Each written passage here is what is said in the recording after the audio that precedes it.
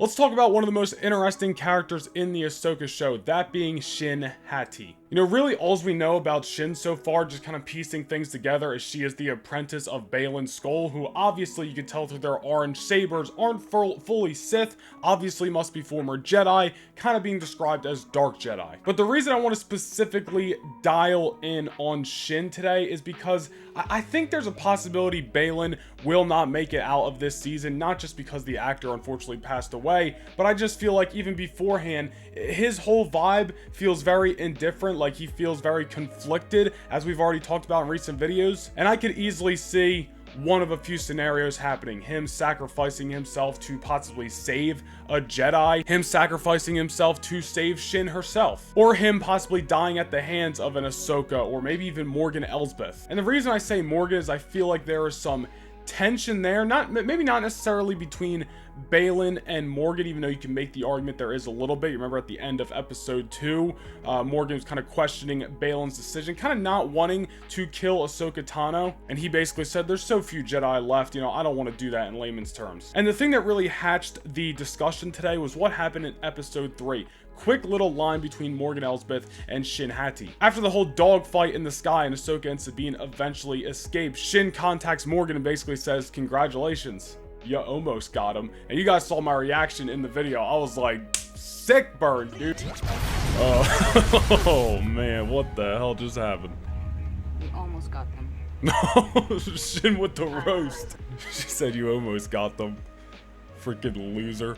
And immediately after that, you just kind of felt some tension between Shin and Morgan. And I kind of get the vibe that Shin don't really like Morgan. Even remember back to episode 2 where she opened the map and whenever they were all looking at the star map, Morgan, Baylan, and Shin. And after Morgan walked away, Baylan and Shin are kind of talking. And Shin asked Baylan, you know, what happens to us when we go to this neighboring galaxy, when we go find Thrawn, all this stuff. And simply Baylan says power. They are going to get power. So I think that could open up a couple of things. It could open up Shin wanting power as a full-on Sith. It could end up Shin wanting power as a turn to the light Jedi. So I'm trying to piece things together here, going real conspiracy theory like in my last video. Tension between Shin and Morgan. She's asking what's going to happen when they go to this neighboring galaxy. Baylan's saying power. Does Shin Hati personally want the power for one reason or another? Does she want to personally try to get to Thrawn and try to kill him, or possibly just be his number one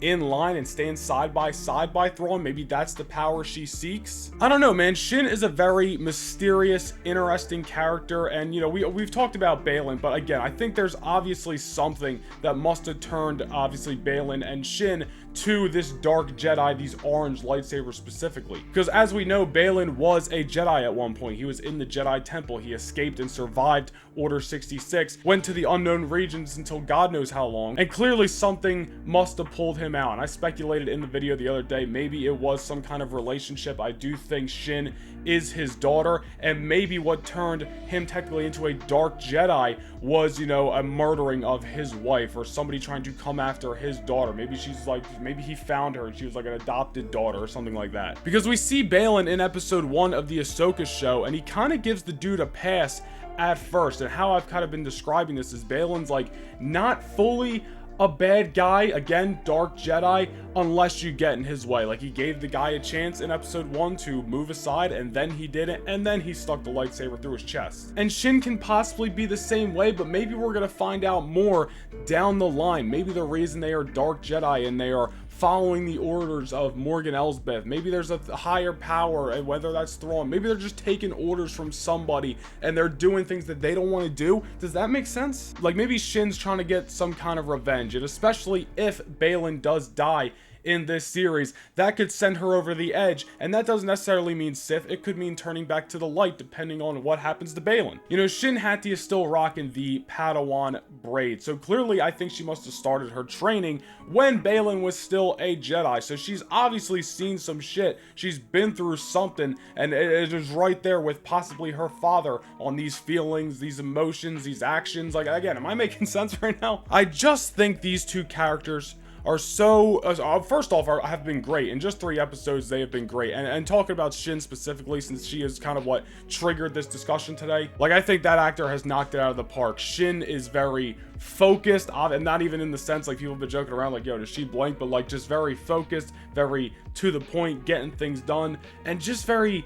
She comes off almost calculated. Like, I don't know. The only way I can describe it off the top of my head, I don't want to say like Thrawn, because Thrawn's very calculated, but she just comes across like she's got that thing about her, like she's got a deeper plan, you know what I mean? Or maybe I'm just digging too deep into this. It's very late when I'm filming this, so maybe I'm just tired and my brain's going, I don't know. And maybe it's just because these are brand new characters that we don't know much about, and that's why I'm like, oh, I got the conspiracy theory. But that one line in episode 3 specifically, Shin kind of getting that dig on Morgan, like, why would she do that other than the fact that maybe there's tension there, maybe they don't like each other, or at least Shin doesn't like Morgan for one reason or another, and that one reason or another could have been because of some grand event that we don't know about that turned Baylan and Shin into these dark Jedi. And maybe them both, but specifically Shin, has a deeper motive that they are trying to accomplish, let's say. I don't know, I feel like I'm just rambling right now. I don't know, it's late, maybe I just had conspiracy theory in my head, and maybe I'm just really hyped up on the Ahsoka show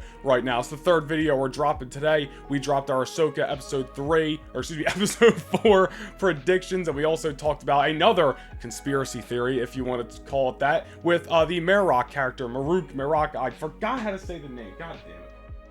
Go check out that video that we posted earlier today and leave your thoughts on the whole Shin character. Am I making any sense? Do you have any theories of your own regarding what's going to happen to Shin in the Ahsoka series down below in the comments? Be sure to like and subscribe on your way out, and go follow me across all social medias at NoNation Vlogs, and I'll see you guys in the next video. Peace.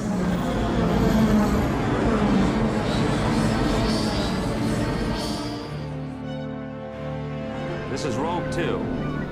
This is Rogue 2. Commander Skywalker, do you copy? This is Rogue 2.